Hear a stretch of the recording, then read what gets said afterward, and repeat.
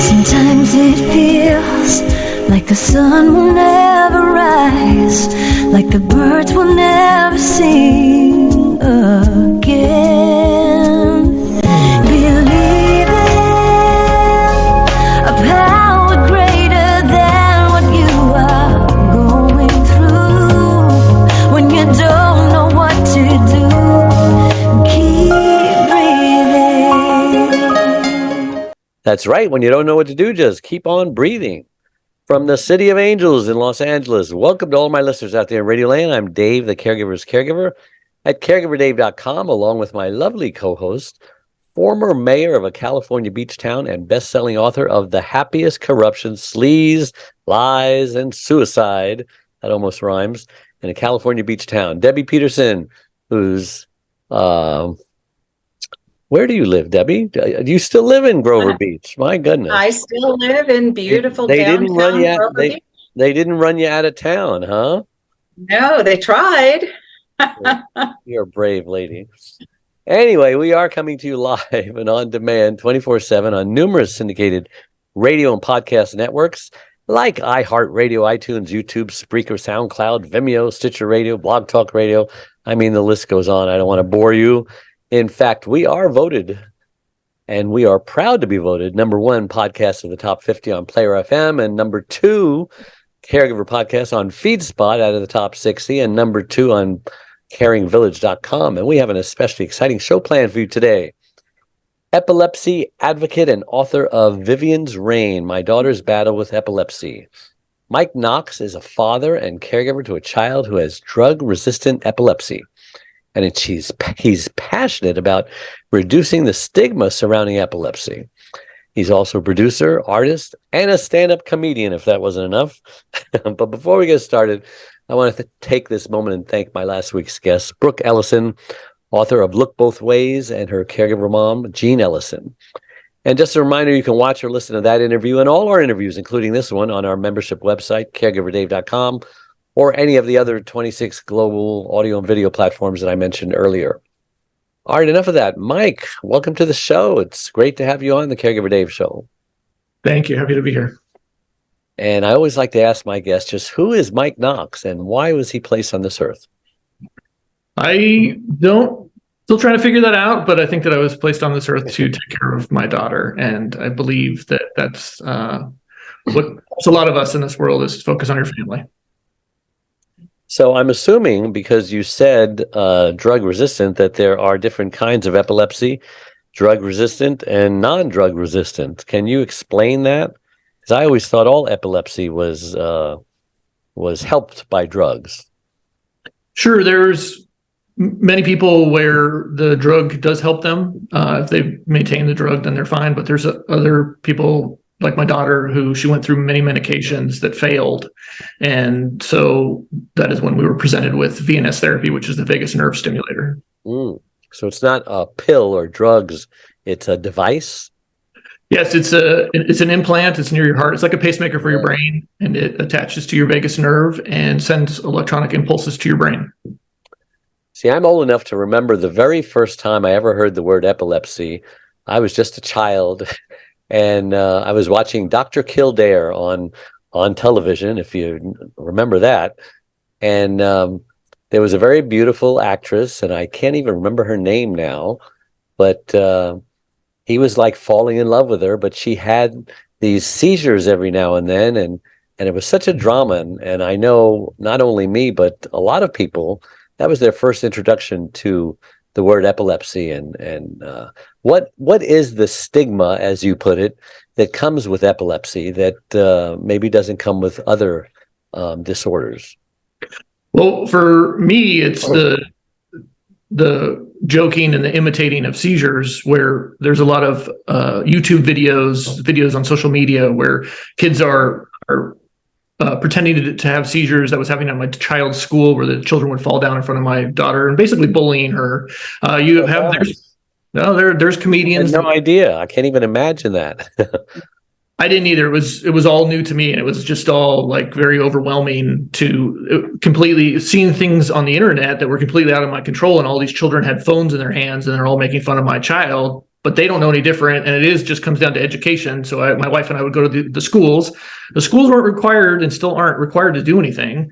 And it would be my wife and I sitting down to talk to the children. Some were very resistant, a lot of the schools. So there are no laws in place for epilepsy. Did you find it?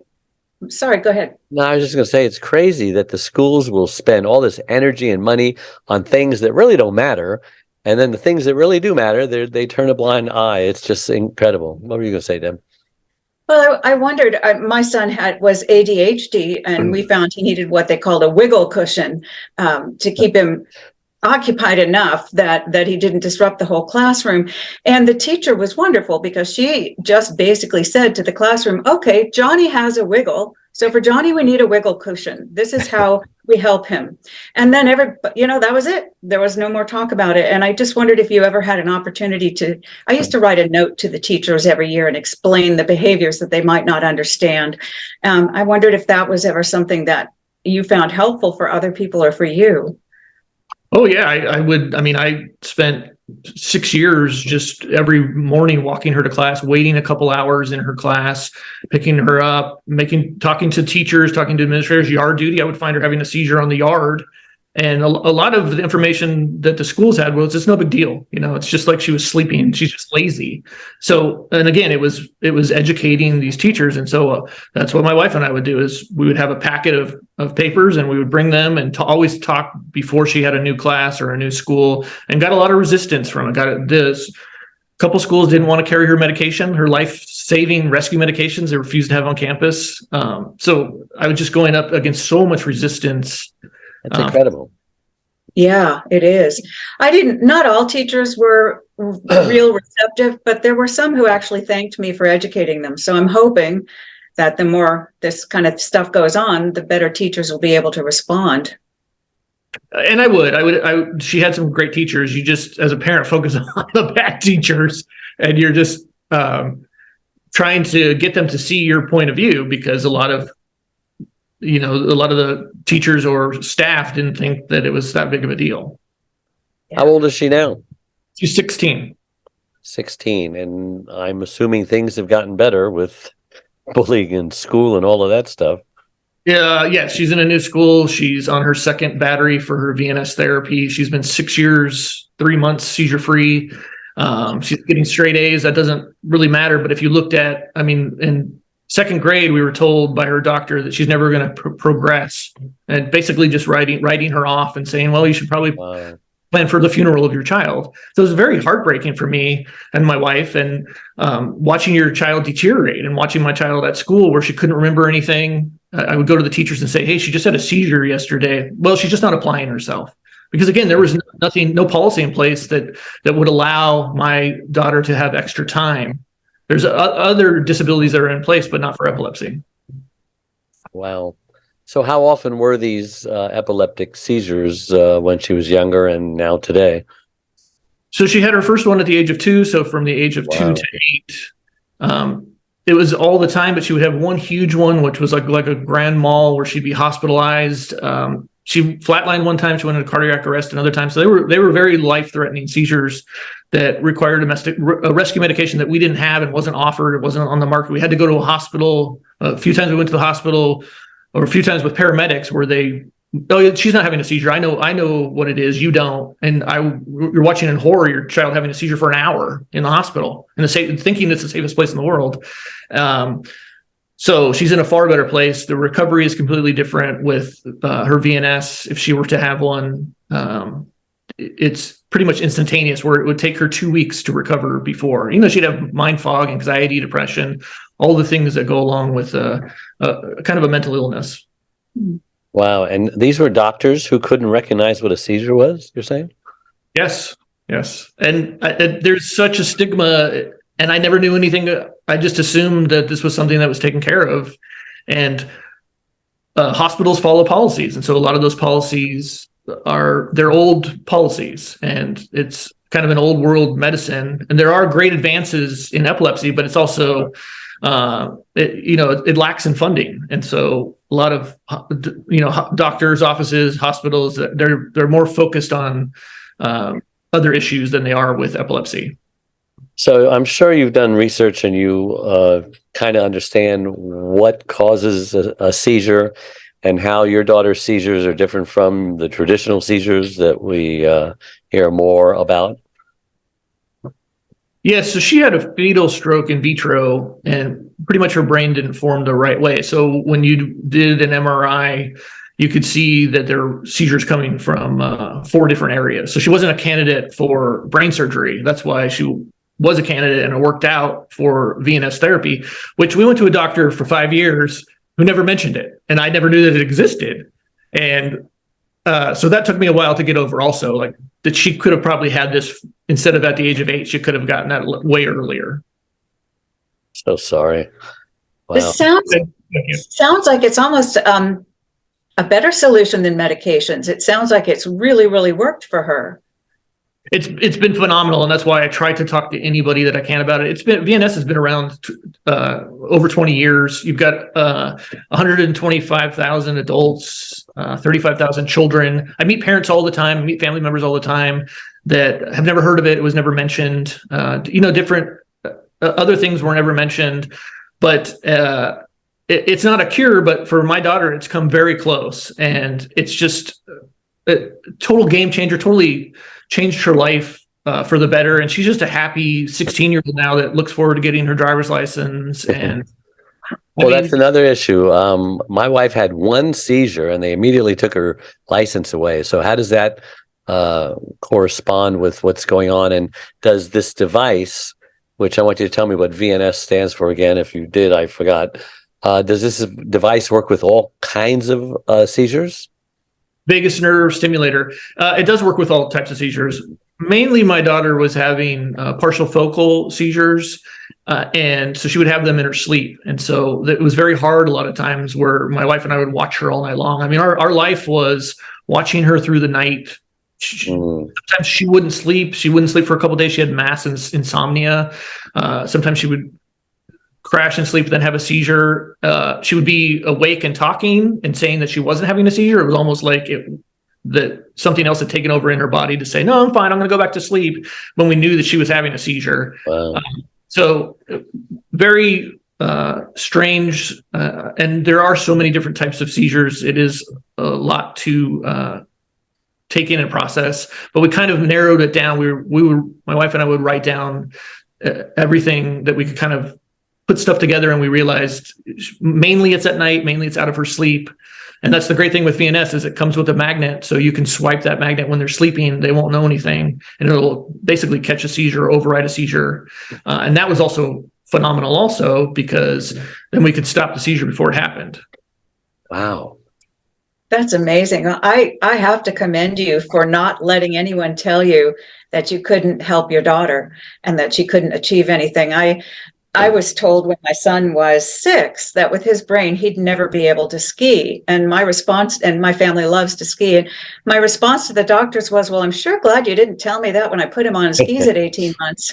And he skis, finally I had to pick him up until he was 8. He couldn't gather himself to stand up once he'd fallen down. But after 8, all of a sudden, by the time he was 12, his brain had figured it out, and he was skiing, roaring down black runs at high speed with a helmet, thankfully. So I think that's possibly one of the most useful pieces of advice you've brought to us today, and that is, don't let anybody tell you what people can't do. And our audience are burned out caregivers.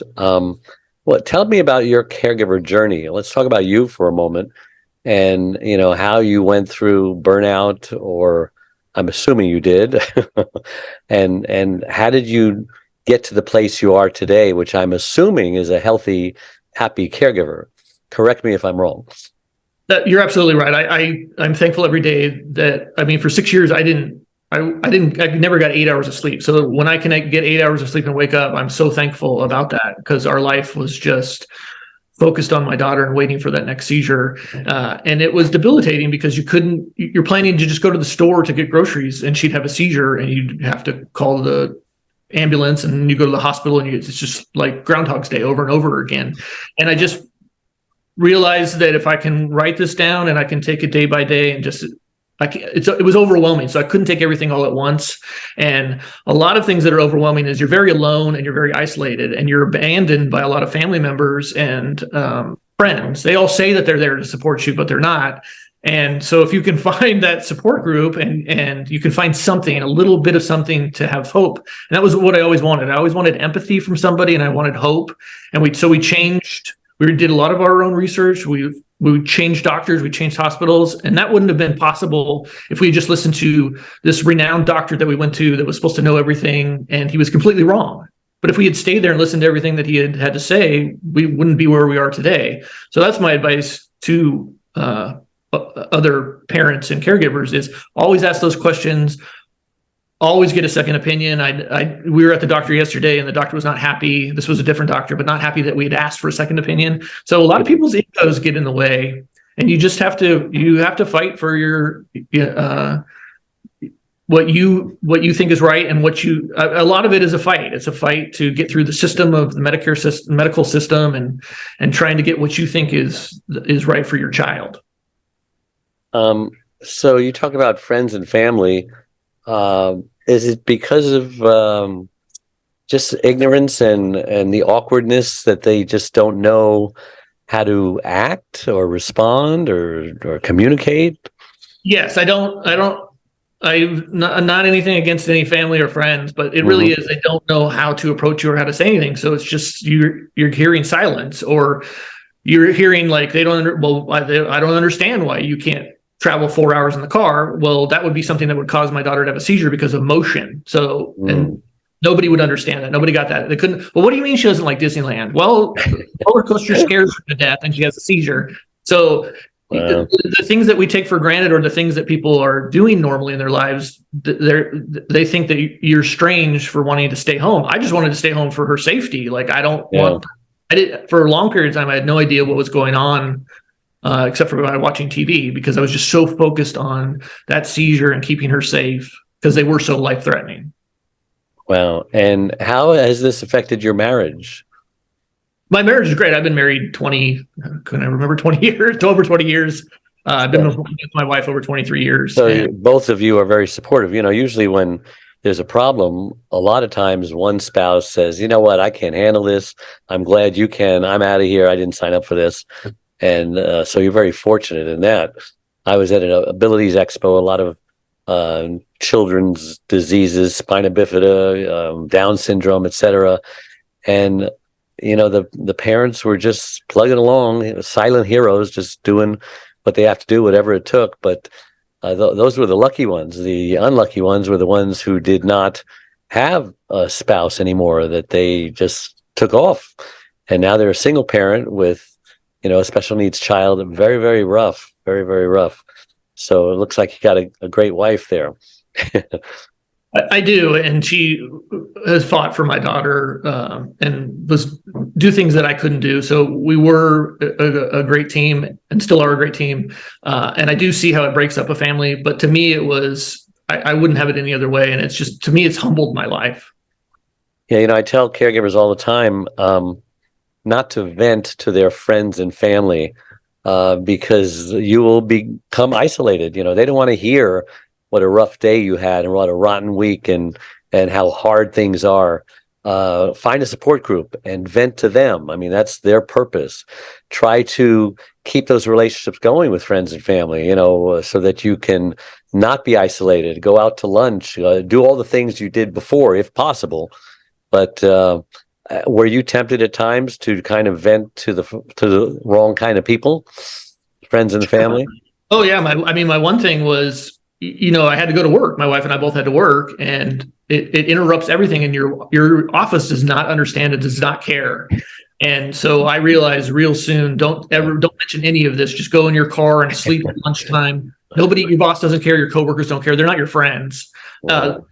They might, listen to you complain, but they don't care. And I learned that very early on. Wow. So your daughter, I'm assuming, has a sweet personality and is likable, is popular despite having epilepsy. Yeah, I just think. Or does she struggle with all that? She did with her epilepsy, and the main reason was she just couldn't think. I mean, she just had a complete brain fog. I would find her at school just sitting on a bench in a daze. She didn't know who anybody was. So she has friends. I just think the dynamics of school have changed so much from when I was younger. It's most kids, they're not, I mean, I was at her age out all night long, and she just likes to be at home. And, you know, her iPad is her best friend. She has many friends, but she really enjoys learning, because I never did. And she really enjoys, I mean, she's getting an A in math where I never got near that. And she's just thriving in school. So, and then another thing about her, she never asks for anything. I always stop and ponder on that. I asked for so much stuff when I was a kid, and she really doesn't ask for anything. She just is very content and very thankful that she's not having seizures anymore. Wow. Well, let's talk about your book. What's the name of it again? Vivien's Reign. And how'd you come up with that title? What does it mean? So I looked at it a lot as like she was in her own little storm, like it was raining. She had said that to me a few times. It feels like it's raining inside of my head. She couldn't get the noise out of her head. She couldn't get the thoughts out of her head. So that was the title of the book, and it's her battle with epilepsy. And the reason that I wrote it is she had so much memory loss. I just wanted her to have a record of what happened, and I wanted her to know that her parents fought for her. And I also wanted other parents to know, if they wanted to read it, I didn't know anybody that had epilepsy. We knew nobody. Now we know families that do through this journey, but in the beginning, I didn't know anybody. So if that book can at least help somebody, or I know nobody really reads anymore, but if that helps somebody, just to have the book, I felt so alone. And hopefully somebody else will see that, and that'll give them a little bit of peace. Well, there's always Audible too. Is it on Audible yet? Yes. Yeah. Okay, good. Debbie, got anything to add? No, I just think you're all such lucky people. It seems like a funny thing to say, but there's so much love there and support there, and then so much victory. What a wonderful story, and good luck. And I have a lot of friends sounds a weird thing to say, but I have a couple of best friends from very early days who had epilepsy. So I had a little bit more exposure, but I appreciate everything you've told us today. So can the book help those who have nothing to do with epilepsy, but maybe can get an education of how to act around someone who has epilepsy? And can it also help someone who has epilepsy, or the parent of someone? I mean, is it a multifaceted help book for all kinds of different people involved and not involved? Yes, a lot of it was just family, focusing on one of the big things was healthcare. I knew nothing. I really didn't. Before this all happened, things were going great, and I really didn't have a care in the world. So it really did derail everything. And then you're trying to figure, like, I don't know where the hospital is. I never had to go except when she was born. So navigating family and friends, just living every day with a sick child, or just basically being a father, is the way I looked at it. Well, you're obviously very passionate about epilepsy awareness. What is your strategy? I mean, how, besides going on shows like this and writing a book, what else is planned for you and your daughter? My main focus right now is to pass a law for law enforcement, firefighters to be educated with epilepsy. A law was just passed. I worked a little bit with it. It took about 5 years, but it was that teachers needed to be educated on epilepsy, just to be able to identify what a seizure is. Because before that, there was absolutely no law in the state of California. A lot of states don't have any laws either. So I'm focusing on California. I'm a retired law enforcement. We never taught any of that. I would meet when I would meet my clients out in the street. It would sometimes take them months or years to tell me that they had epilepsy or they had seizures, because there is a stigma and they're so afraid to talk about it. And the court system does not treat anybody that has epilepsy. They just kind of laugh at them and they say, well, you're mentally ill, and throw them in jail, throw them in prison. They're not treated. Yeah. And I saw that all the time. And that was heartbreaking to me. And I'm hoping that a law will at least wake people up. Also wake people up that in the I'm a comedian, and I still see stand-up comedians making fun of seizures and making fun of epilepsy. Really? And it's like out of control. It's like one of the last, it seems like the last thing that people think that it's okay to make fun of. And so I'm there to tell them that it's not.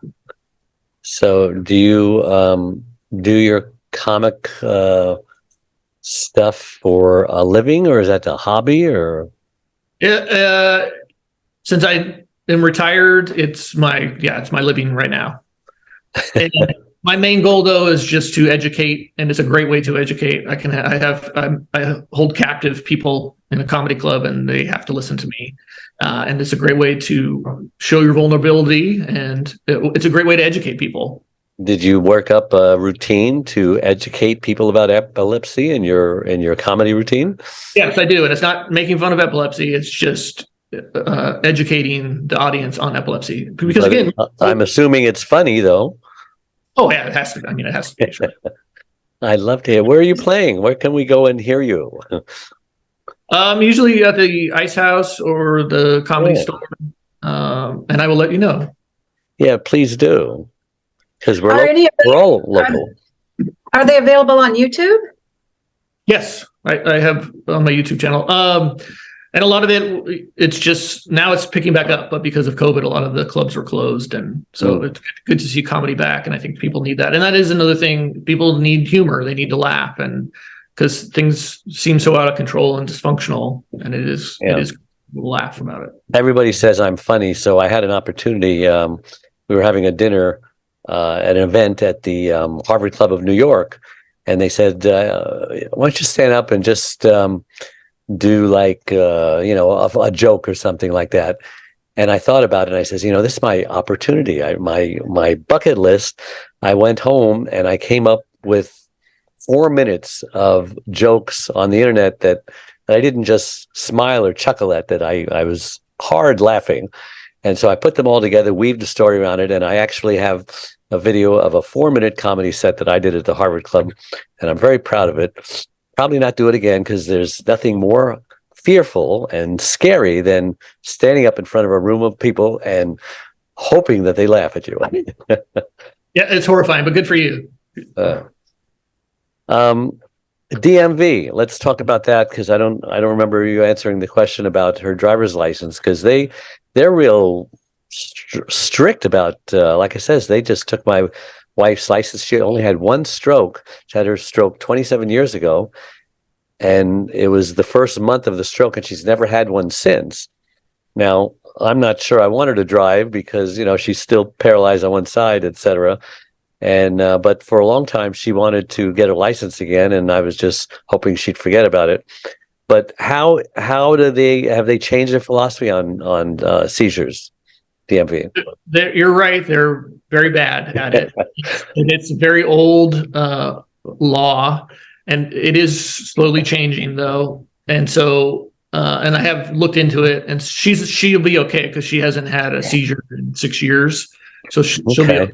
And you can also you can get a doctor's note that says. Yeah, I think that will allow her to get a license. It might be like 4 or 5 years. I can't remember exactly, but if you can prove that you haven't had one in a certain period of time, then they're okay with it. So that's good. She'll have fun driving. It'll give her independence and freedom. Before we sign off, is there anything that you wanted to talk about that we didn't cover yet? I would just like to say, if there's anybody out there that feels hopeless like I did, talk to your doctor. Definitely ask your doctor about VNS Therapy, and you can always find out information with VNStherapy.com. And the reason that I talk about VNS, and I love talking about VNS, is it really is an organization that cares about families, and there are a lot of organizations that don't care. And I found that the VNS community is great, and they're so willing to talk, and there's always somebody. There was somebody there to guide us through. I mean, there was actually a rep there that was there when my daughter had her implanted, which to me was, you had a care team with you, which I never had before. And so that's why I always, again, tell parents to talk to your doctor about VNS. Well, I learned a lot today. Can't believe how fast our time has gone. So people can contact you how if they want to get the book? I'm sure the book's on Amazon, or let's say they just want to pick your brain, talk to you. How can they get a hold of you? Sure, you can contact me, MikeKnox.com, or I'm on any platform, which is Mike Knox Comedy. Very good. And I'll be checking you out on YouTube, Mike Knox Comedy. Debbie, how can our listeners get a hold of you? Pick your brain, read your book.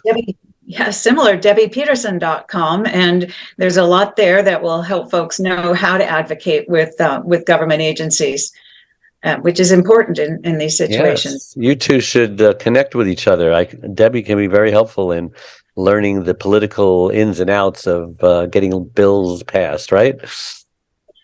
To some extent. To some extent. Yeah. At least in Grover Beach. Yeah. But the principles of how to make it work. Yeah. Absolutely. All right. Well, and I'm at caregiverdave.com, and my number one newly released book, Secrets from the Hammock, Uncommon Wisdom for Uncommon Times, is spreading wisdom all over the world, and it's available wherever books are sold, and also my free membership website, caregiverdave.com. And if you join my caregiver, my Facebook caregiver community of Caregiver Dave, it's 34,000 caregivers strong. You'll learn all about my Acapulco Villa Careless Caregiver Wellness Retreat and vacation offer. 30% of caregivers actually burn out and die before their loved ones do. And we're trying to keep as many of those guys alive as possible by sending them away to Acapulco after huge training and mastermind group. So if you're listening to this and you click the like or follow button on whatever platform you're watching or listening, it really helps us reach even more caregivers by improving Google's search engine algorithms. So thanks again to all my listeners out there all over the world tuning in every Wednesday and making us the number one caregiver podcast on the internet. So until next week, same time, same channel, may God richly bless you. Bye-bye. Hey everybody, it's Dave Nasani, otherwise known as Caregiver Dave, and I'm coming to you live from this beautiful Acapulco villa, which I like to say is the perfect prescription for caregiver burnout. And I have a unique opportunity to bring 14 burned out caregivers up here so that they can decompress and do all the things that they need to do. But this is just a bonus. It actually comes with the 6-month Zoom coaching program. It's a one-on-one consult with me, Caregiver Dave, to identify where you are and where you need to go. It's 6 monthly small group coaching sessions to smash any obstacles between you and your ideal vision of what a caregiver needs to be and caregiver success. You get my 3 free books and instructions on boundaries, grief, self-care, organization, asking for help, learning how to say no, avoiding burnout, avoiding depression, avoiding perfectionism, avoiding isolation, avoiding resentment, delegation, team building, how to have fun, how to have no guilt, the importance of gratitude, and after caregiving when you're no longer a caregiver. But this 7-day bonus is absolutely free. It comes with the coaching program that you pay for. And the food is all inclusive. I'm telling you, 7 days and 7 nights here is amazing. This is truly paradise. And I highly recommend it. For more information, go to caregiverdave.com. That's going to send you to my other website. And if you want a shortcut to get there immediately, just go to acapulcodave.com. Thanks again. I look forward to seeing you in Acapulco. Sometimes it feels like the sun will never rise, like the birds will never sing again.